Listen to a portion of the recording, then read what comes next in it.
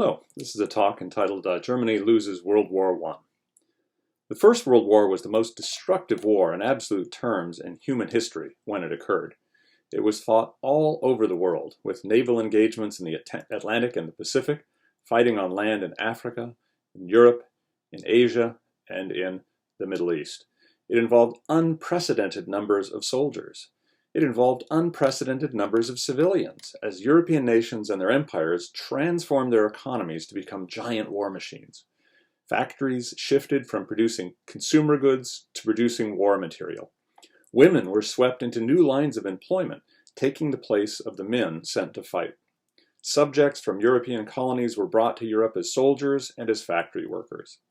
Economies of nations not directly involved in the European fighting were transformed as well.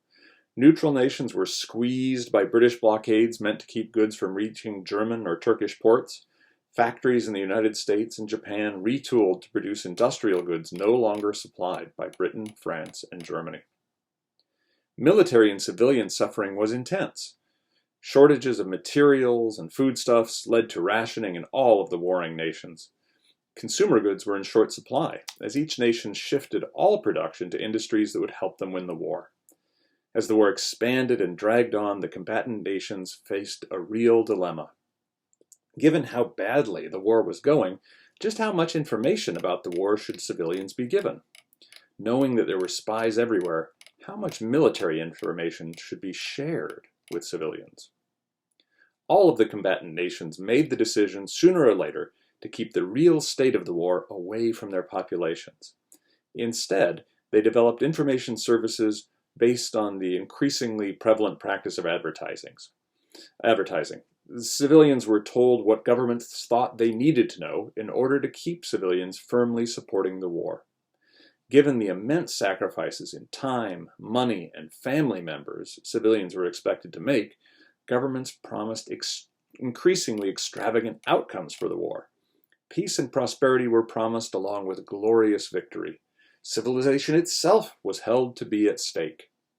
Total war of this kind required total victory, and with it, the complete destruction and subjugation of the nation's enemies. Such propaganda made it difficult for the fighting nations to compromise in order to end the war. As early as 1915, it was impossible for any ruler or ruling party to expect to stay in power if they did not win the war. Not losing was insufficient. Only victory would ensure political survival. This became even clearer in February of 1917 with the collapse of Imperial Russia and its replacement with a provisional republic. Even then, the new Russian government had to promise a victory and continue fighting a war that Russia seemed incapable of winning.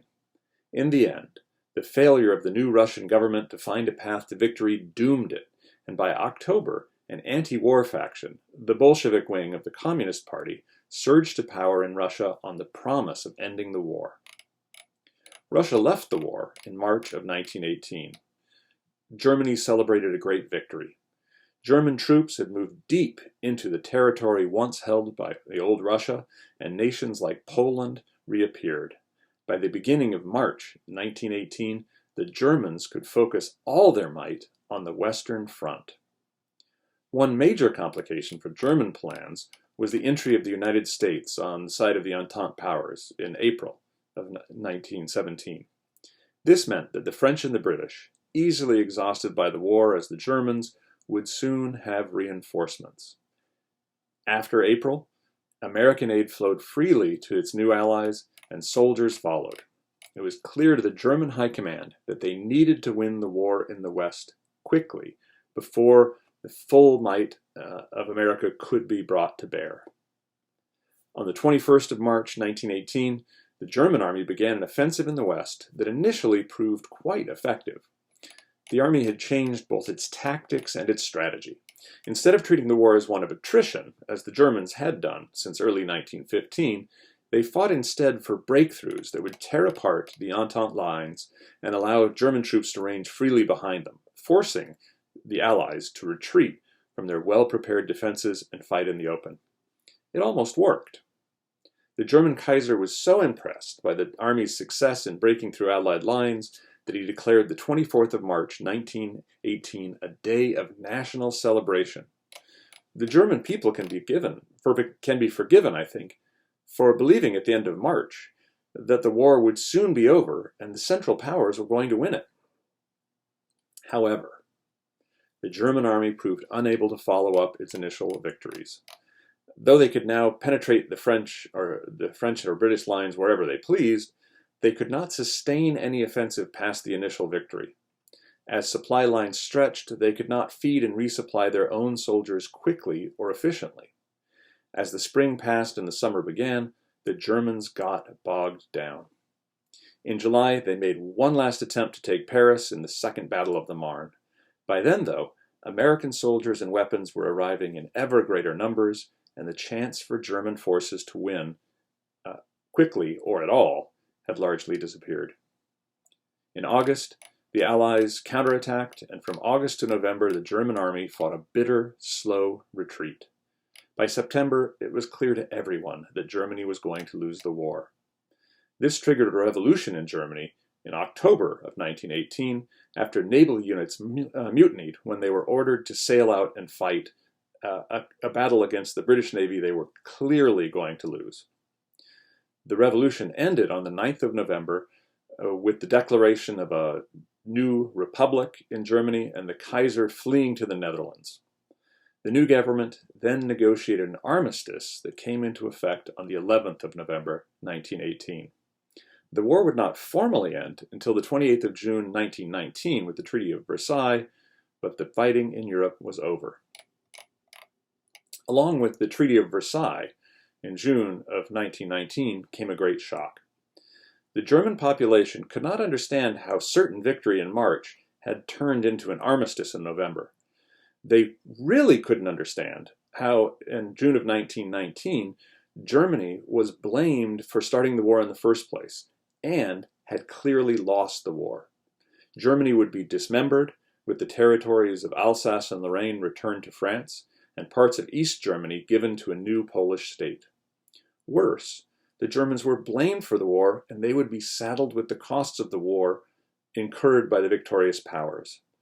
All this, and the war had ended with only the tiniest slice of Germany having been occupied by Allied troops. You see, apart from bombing raids and very limited fighting, the war had taken place entirely outside of Germany. German civilians had missed out on the kind of trauma visited upon the French or Belgians in the war zone. The Germans had suffered more in terms of deprivation, but German industry and agriculture had been carefully organized to keep German civilians and soldiers alive and fighting. And fight they did. By the end of the war, Germany had suffered over 2 million dead out of a population of 65 million. Over 4 million soldiers and sailors had been wounded. Many of those wounded were so severely wounded they were never going to work again, and their lives were transformed. After the war was over, the question was asked repeatedly in Germany: how did Germany lose the war? The German military insisted that it had not been defeated in the field. Now, this was not true.